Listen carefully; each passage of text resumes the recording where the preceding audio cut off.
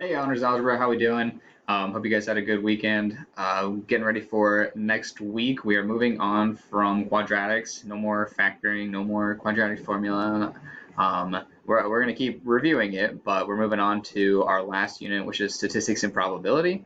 So for the week, we are going to do those algebra prep questions. We are into part 6 now. So make sure to watch the video on how to do the ones from last week, and then I'll post another one for this week.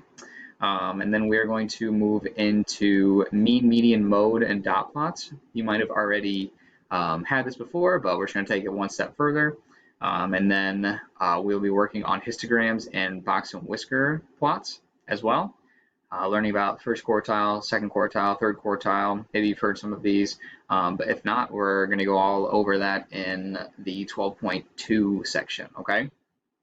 So we have the two sets of notes, the algebra EOC, the prep question stuff, and then there will be a homework on Alex, okay? So if you guys need help, please reach out, let me know. I think this stuff is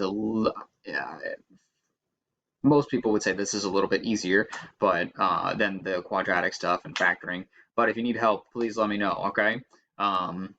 You can reach out whenever, and I'm available. Just message me on Schoology, okay?